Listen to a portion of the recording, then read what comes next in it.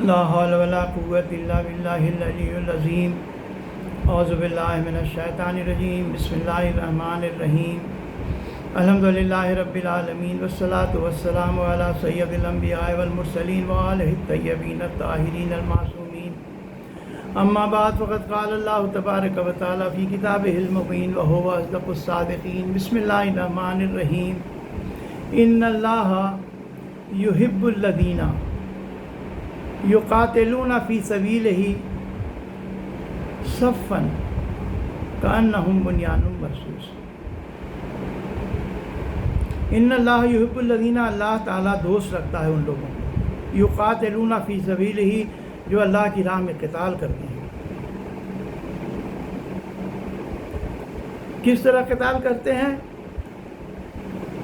صفاً، صف باندھ کر قتال کرتے ہیں، پناہ باندھ کر قتال کرتے ہیں، کأنہم بنیان مرصوص، اور یہ ان کی صف ایسی ہوتی ہے کہ جیسے سیسا پلائی ہوئی دیوار۔ میں نے پچھلے ویڈیو میں فوج کی ترتیب کا تذکرہ کیا تھا کہ یہ 30,000 کے فوج اور مقابلے میں امام مظلوم کے 72 مجاہد، جو اللہ کی راہ میں شہادت پیش کرنے کے لیے اس طرح کھڑے ہیں کہ جیسے سیسا پلائی ہوئی دیوار۔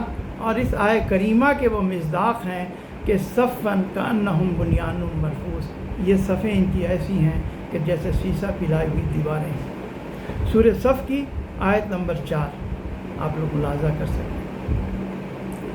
تو جب یہ دونوں فوجیں آراستہ ہو گئیں، دونوں ایک دوسرے کے مقابل کھڑی ہو گئیں، تو ابن سعد نے تیر چلایا۔ تیر چلانے کے بعد جنگ کا اعلان ہو گیا۔ اب دیکھیے جنگ کی جو کس طرح کی جنگ ہوتی ہے، ایک تو تیر بارانی ہے جسے کہ بزدلانہ عمل کہا جاتا تھا پہلے۔ آج کل کی جو میزائل کی جنگ ہوتی ہے، یہ سب بھی میزائل اور بمباری ہے، یہ سب بھی بزدلانہ ہی طریقہ ہے جنگ کا۔ ہاں، جو جنگ کی بہادری یا شجاعت جس میں ہے وہ 10 ب10 یا 2 ب10 جو کہا جائے کہ ایک دوسرے کے سامنے مبارزہ کریں، مقابلہ کریں، تو وہ ہوتی تھی۔ تو پہلے یہی ہوتا تھا کہ جنگ کے شروعات میں ایک طرف سے ایک فوج کا کوئی شخص نکلتا تھا اور دوسرے طرف والوں کو وہ چیلنج کرتا تھا، مبارزہ کرتا تھا کہ ہے تم میں کوئی جو آ کے ہم سے مقابلہ کرے۔ اس کو کہا جاتا ہے کہ مبارزہ طلبی۔ یہ مبارزہ طلبی اس لیے کی جاتی تھی کہ تاکہ شروع میں ہی دشمنوں کی فوج کو مرعوب کر دیا جائے۔ یہی ہوا۔ ابن سعد کی فوج سے 2 شخص نکلتے ہیں جن کا نام تھا یسار اور سالم۔ یسار زیاد کا غلام تھا اور سالم ابن زیاد کا غلام تھا۔ اس چیز کو ہم نے تفصیل سے پڑھا ہے پہلے ویڈیو میں۔ اور دونوں آ کر کے مبارزہ طلبی کرتے ہیں کہ ہے کوئی تمہارا امام کی فوج میں جو ہم سے مقابلہ کرے۔ وہاں سے جناب بریر خدیر حمدانی تیار ہوتے ہیں اور مسلم ابن اوسجہ تیار ہوتے ہیں، لیکن امام نے منع کر دیا۔ جب انہوں نے منع کر دیا تو اس وقت جناب عبداللہ بن عمیر کلبی آتے ہیں، اور امام نے عبداللہ بن عمیر کلبی کی جب جسمانی ساخت کو دیکھا ہے، ان کے بھرے بھرے بازو اور بلند سینہ، بلند قامت، تو کہا کہ ہاں تم اگر خواہش مند ہو تو تم جا سکتے ہو۔ اور یہ جب آتے ہیں تو وہ سالم اور یسار کہتا ہے کہ تم کون ہو، ہم نہیں پہچانتے ہیں، تو ہم لوگوں کے مقابلے میں تو یا بریر ابن خدیر حمدانی آئے یا زہیر ابن قین آئے، مسلم ابن اوسجہ آئے۔ تو جس پہ انہوں نے کہا کہ میں بنی علیم کا ہوں، اور تم لوگوں کی یہ مجال کہ تم کہو کہ فلاں آئے اور فلاں آئے تمہارے نزدیک جو سو کہ تم چنو کہ کون آئیں گے۔ اس کے بعد انہوں نے حملہ کیا ہے اور دونوں کو جہنم واصل کیا ہے۔ دونوں کو جہنم واصل کیا ہے۔ پہلے یسار کو انہوں نے اپنی تلوار کی ضرب لگائی ہے، 2 ٹکڑے کر کے فنار کیا۔ اس بیچ میں ان کو غافل پا کر کے سالم نے پیچھے سے حملہ کیا، جس کو انہوں نے بعد میں متوجہ ہو کے روکا تو ہاتھ کی انگلیاں کٹ گئیں۔ بعد میں اس پر تلوار سے اس کو بھی 2 ٹکڑے کر دیا اور یہ دونوں جہنم واصل ہو گئے۔ یہاں پر ایک بات کہ میں آپ کو توجہ دلاؤں کہ امام مظلوم کا یہ بھروسہ اپنے صحابی عبداللہ ابن عمیر کلبی پر کہ 2 बहादुर या जो भी कहिए कि अपने जानते में बहादुर निकले कि कौन है जो हमारे मुकाबले में आए, और इमाम ने सिर्फ एक फ़र्द को भेजा, और वो एक फ़र्द ही काफ़ी था कि दोनों को जहन्नुम वासिल करने के लिए। नतीजा ये हुआ कि जो दुश्मन की स्ट्रेटजी हिकमत अमली थी कि हम इमाम की फ़ौज को मरूब करेंगे, वो ख़ुद मरूब होकर के बैठे। इसीलिए कोई अब मुबारज़े के लिए इब्न साद की फ़ौज से आगे नहीं आया, और उसके ख़िलाफ़ उन पर ख़िलाफ़ क्या किया कि उमर बिन हज्जाज ज़ुबैदी ने अपने मैमने के साथ इमाम हुसैन अलैहिस्सलाम की फ़ौज पर हमला कर दिया। इस तेज़ी से वो मैमना के अफराद घोड़ा दौड़ाते हुए इमाम की फ़ौज की तरफ आए। अब हिकमत अमली इमाम हुसैन की फ़ौज और मेरे मौला हज़रत अब्बास अलमबरदार की स्ट्रेटजी कि उन्होंने सबको उनके डायरेक्शन में, उनके इसमें फ़ौज घुटनों के बल बैठ गई। इमाम के जो 72 सहाबी हैं, साथी थे, वो घुटनों के बैठ गए, और उन्होंने अपने नेज़े की अनियों को सीधा कर लिया। नेज़ों की अनियों को जो सीधा कर लिया, नतीजा है कि जो घोड़े करीब पहुंच चुके थे उस वक्त, वो ये गैर मतवक्का सूरत हाल से घबरा गए। जानवर थे, नतीजा है कि वो तेज़ी के साथ वो रुख मोड़ करके, गर्दन मोड़ करके वापस जाने लगे। इस वक्त इमाम के साथियों ने तलवार निकाल करके इन लोगों पर हमला कर दिया, और ये मैमने को, उमर बिन हज्जाज ज़ुबैदी के मैमने को शदीद नुकसान उठाना पड़ा। एक तरह से उनकी शिकस्त फाश हुई, वो वापस अपनी जगह चले गए। इस वक्त तक जनाब हुर इब्न यजीद रियाही, उनको अल्लाह ताला ने तौफ़ीक़ अनायत की थी, और वो इमाम हुसैन की फ़ौज की तरफ मुंतकिल हो चुके थे। देखिए, करबला की जंग में जहाँ एक तरफ आपको इस्लामी इक़दार नज़र आएंगे वो पूरी बुलंदी पर, वहाँ पर दूसरी तरफ जो फ़ौज मुखालिफ है उसकी इतनी ज़लालत नज़र आएगी कि ये दोनों बिल्कुल ही एक दूसरे के कंट्रास्ट जो कहा जाए वो उभर कर सामने आएगी, जो किसी को भी ये फ़ैसला करने में बहुत आसान होगा कि हक़ पर कौन है और बातिल कौन है। जनाब हुर इब्न यजीद रियाही इधर आ चुके थे। करबला में कुछ तवाबीन का तज़किरा मिलता है, यानी वो लोग जिन्होंने तौबा किया और इमाम की फ़ौज में आए, और इमाम ने उनकी तौबा कबूल की और कहा कि मैं अल्लाह से सिफारिश करूँगा कि तुम लोग की तौबा कबूल हो, और आगे के हालात यही बताते हैं, जिसमें यजीद इब्न रियाही का अक्सर तज़किरा हमारी मजलिसों में होता है। दूसरे जो थे वो ज़ुहैर इब्न क़ैन हैं, जो कि जंग के पहले ही, जो इमाम का काफ़िला जब मक्के और कूफा के दरमियान था, उस वक्त वो आके इमाम के लश्कर से मुल्हक़ हुए थे, जबकि ये पहले उस्मानी मसलक समझे जाते थे। उसके अलावा कहा जाता है कि 30 अफराद, जिसमें एक यजीद बिन ज़ियाद अबू शाशा का नाम भी बहुत आता है, और उन्होंने वो तीर बारानी की थी और इमाम ने उनको दुआ दी थी। और भी अक्सर बहुत सारे लोग हैं जिनका मैं तज़किरा आप लोगों को करूँगा इंशाअल्लाह। तो ये जनाब हुर इब्न यजीद रियाही इमाम के खिदमत में आते हैं, कहते हैं कि मौला, मैं ही वो शख्स हूँ जो आपको मैंने घेर कर यहाँ तक पहुँचाया, मैं ही वो ज़िम्मेदार हूँ कि मैंने आपको ऐसे बेआब व गया जगह ठहराया कि बच्चे पानी को तरस रहे हैं। मैं चाहता हूँ कि किसी तरह मैं अपने इन सब अमाल की से तौबा करूं, और किसी तरह, इसलिए आप हमको इजाज़त दीजिए कि मैं सबसे पहले जंग में जाऊं, सबसे पहले शहीद हूं, और सबसे पहले आपके नाना की कदम बोसी करूं। ये जो उन्होंने कहा कि मैं सबसे पहले शहीद हूं, इससे बहुत सारे मुअर्रिखीन ने यह समझा है कि हुर इब्न यजीद रियाही ही करबला के पहले शहीद हैं। नहीं, ये उस वक्त शहीद नहीं हुए थे, ये जंग के लिए गए थे।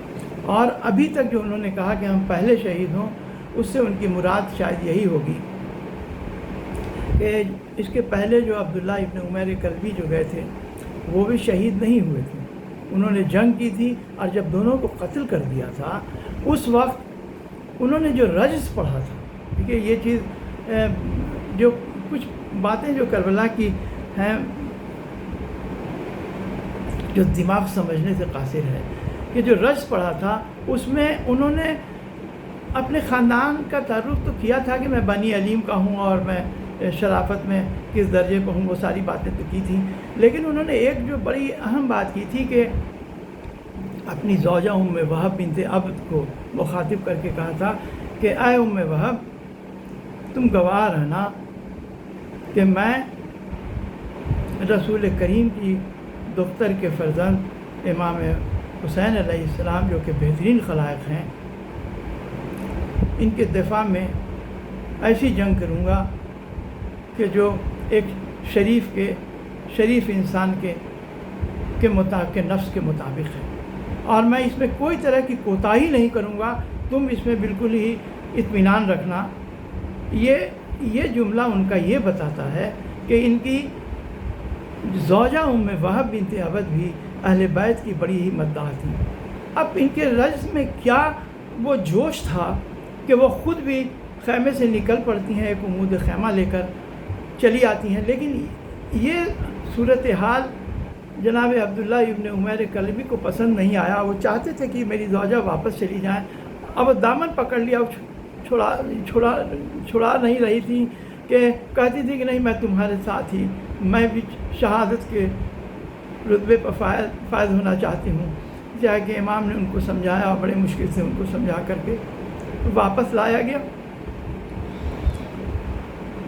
جناب عبداللہ ابن عمیر کلبی اس وقت شہید نہیں ہوئے تھے۔ اب جناب حر نے جب مانگی اجازت تو امام نے جناب حر کو اجازت دے دی۔ ابھی تک امام کیا فوج کا کوئی شہید نہیں ہوا ہے۔ جب جناب حر جاتے ہیں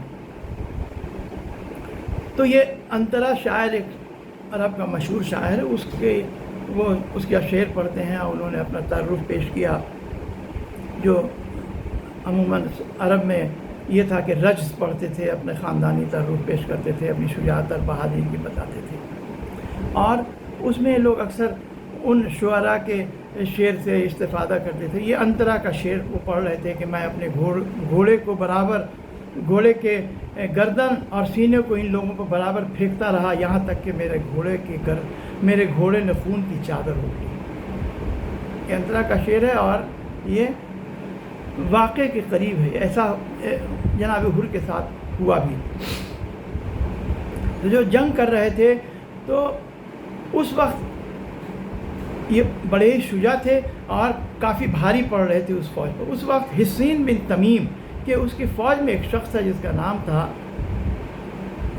یزید بن سفیان تمیمی، یہ کہہ رہا تھا ان سے، اپنے کمانڈر سے، کہ اگر ہم کو معلوم ہوتا کہ جناب حر ہم اپنی جماعت کو چھوڑ کے امام حسین کی طرف جا رہے ہیں تو میں ایک نیزہ میں ان کا کام تمام کر دیتا۔ اب حصین بن تمیم کو موقع مل گیا، اس نے یزید بن سفیان کو کہا کہ تم کو بڑی حسرت تھی کہ میں حر کو ایک نیزے میں ختم کر دیتا، تو دیکھو یہی حر ہیں، کیا تم ان سے جنگ کرنا چاہتے ہو؟ اس نے کہا ہاں، یہ میری خواہش ہے۔ نتیجہ ہے کہ یزید بن سفیان جنگ کرنے کے لیے جناب حر ابن یزید ریاحی کے سامنے آتا ہے اور ان سے پوچھتا ہے کہ کیا تمہیں مجھ سے جنگ کرنا منظور ہے؟ جناب حر نے کہا کہ ہاں مجھے منظور ہے۔ اب حصین بن تمیم کا ہی تاریخ میں جملہ ملتا ہے کہ ہم کو بس ایسا ہی لگا کہ جیسے یزید بن سفیان جو گیا سامنے تو پوری طرح اس کی جان جناب حر کے قبضے میں چلی گئی، اور کس طرح وہ زمین پر قتل ہو کے پڑا ہوا تھا لمحوں میں کہ پتہ ہی نہیں چلا۔ یہ تاریخ میں اس کے جملے ہیں کہ کس طرح اس کی جان جناب حر کے ہاتھ میں تھی، اب وہ کس طرح وہ زمین پر پڑا رہا یہ پتہ ہی نہیں چلا۔ نتیجہ یہ ہے کہ اب فوج مخالف کا پرا بند ہو گیا اور اس میں سے کوئی نکلنے کو تیار نہیں۔ اس طرح سے مرغوبیت ان پر چھاپ گئی تھی۔ جوش میں جناب نافع ابن حلال بجلی وہ نکلتے ہیں اور آ کر کے کہتے ہیں کہ انا النافع ابن حلال بجلی انا علی دین علی، تو ادھر سے نکلتا ہے مزاحم بن حریث. مزاحم بن حریث کہتا ہے کہ میرا نام مزاحم بن حریث ہے اور میں عثمان کے دین پر ہوں. تو انہوں نے کہا کہ تم شیطان کے دین پر ہو. دیکھیے یہ جو باتیں میں کہہ رہا ہوں یہ کوئی شیعہ کتاب کی نہیں ہے، یہ تاریخ طبری کی ہے، اور جو میں جملے کہہ رہا ہوں اس کا میں ذمہ دار ہوں. یہ محمد بن جریر طبری جو کہ اہل سنت کے ہاں امام مورخین سمجھے جاتے ہیں، میں ان کے جملے آپ کو بتا رہا ہوں کہ انہوں نے کہا، جناب نافع ابن ہلال بجلی نے کہا کہ انہوں نے کہا تھا کہ انا الجمری انا علی دین علی. تو ان کے مقابلے میں اس نے کہا کہ میں مزاحم بن حریث ہوں اور عثمان کے دین پر ہوں، اور انہوں نے اس سے مبارزہ کیا اور ایک ہی بار میں اس کو فی النار کر دیا، جہنم میں بھیج دیا. دیکھیے اس سے ایک بات اور بھی ظاہر ہو جاتی ہے کہ جو وہاں دو فوجیں صف آراستہ تھیں، دونوں کے مسلک کیا تھے، دونوں کے عقیدے کیا تھے. جو آج شیعوں پہ الزام لگایا جاتا ہے کہ یہ شیعوں نے ہی امام حسین کو قتل کیا اور وہی روتے ہیں، تو یہ جو مد مقابل ہے وہ کہہ رہا ہے میں عثمان کے دین پر ہوں، اور یہ کہہ رہے ہیں میں علی کے دین پر ہوں.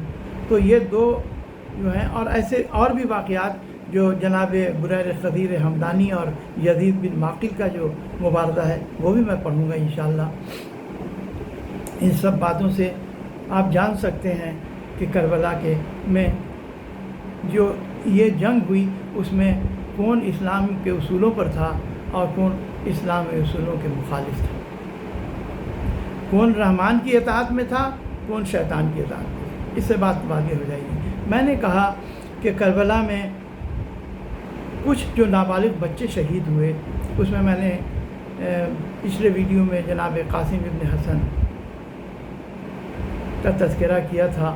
چونکہ ہمارے گاؤں میں بھی آج جناب قاسم کی مہندی نکلتی ہے اور ان کا تذکرہ ہے. اب یہ مہندی کی روایت کا اور جو عروسی قاسم ہے اس سب پر بہت باتیں کی گئی ہیں. کبھی ہوگا تو انشاءاللہ میں بھی کروں گا کہ یہ سب غیر مستند روایتیں ہیں. لیکن بہرحال کچھ لوگوں نے لکھی ہے اور میں عموماً غیر مستند باتیں پڑھا نہیں کرتا ہوں. میں جن باتوں کو پڑھتا ہوں زیادہ تر وہ مکتب خلفاء کی اور تاریخوں سے، مستند تاریخوں سے پڑھتا ہوں، اور میں اس کا ذمہ دار ہوں. یہ دوسری جو شہادت میں آج ایک کمسن بچے کی پڑھنا چاہ رہا ہوں. ان کے والد کا نام تھا جنادہ بن کعب خزرجی. مدینے میں اوس اور خزرج دو قبیلے تھے، آپ جانتے ہیں رسول خدا کے وقت میں.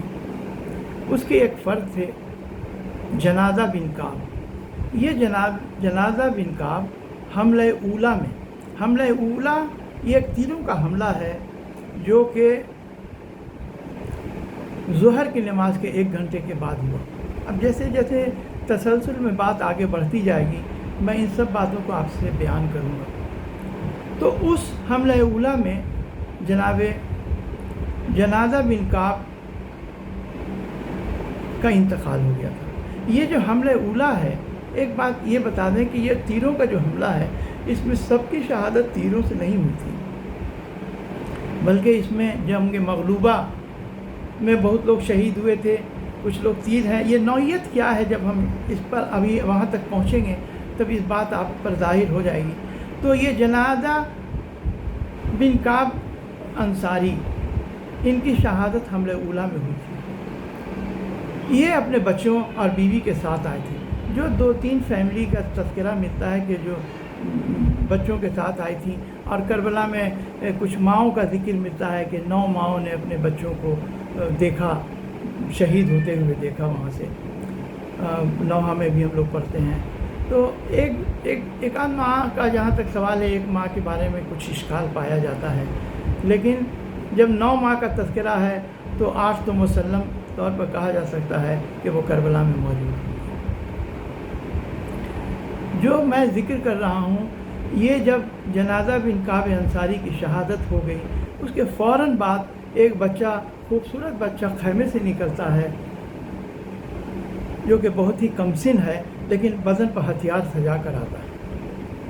اور جب وہ گزرتا ہے تو امام اس کو روکتے ہیں، اس کا نام پوچھتے ہیں تو اس نے بتایا کہ میرا نام ہے عمرو بن جنادہ انصاری.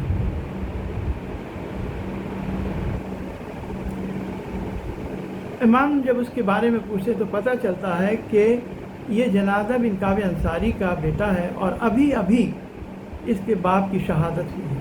تو امام نے کہا کہ نہیں بیٹا، تم نہیں جا سکتے ہو، تمہارے لیے تمہارے والد کی شہادت کافی ہے. اور انہوں نے اپنے اصحاب کی طرف مڑ کر کہا کہ اس بیوہ کا کیا حال ہوگا کہ ابھی تو شوہر شہید ہوا ہے اور یہ بچہ ہتھیار سجا کر باہر آ رہا ہے.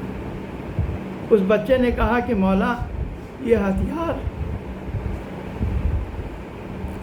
میری ماں نے سجائے.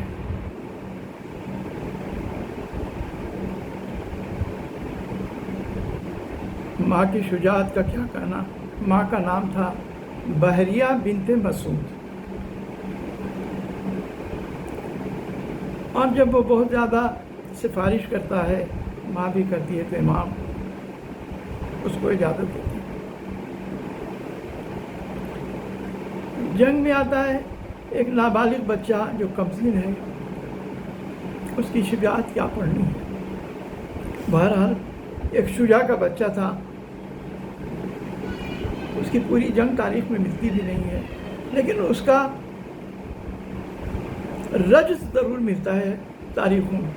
جو اس نے رجز پڑھا یہ تاریخوں میں ہے، اور اس رجز کو کربلا کے بہترین رجز میں شمار کیا جاتا ہے. اس نے اپنا خاندانی تعارف نہیں پیش کیا. اس نے کہا کہ میرا آقا اور مولا وہ ہے جو رسول خدا کی دختر نیک اختر، ان کا فرزند اور ہمارا بہترین امام. وَسَيَعْلَمُ الَّذِينَ ظَلَمُوا أَيُّ مُنقَلَبٍ يَنقَلِبُونَ إِنَّا لِلَّهِ وَإِنَّا إِلَيْهِ رَاجِعُونَ.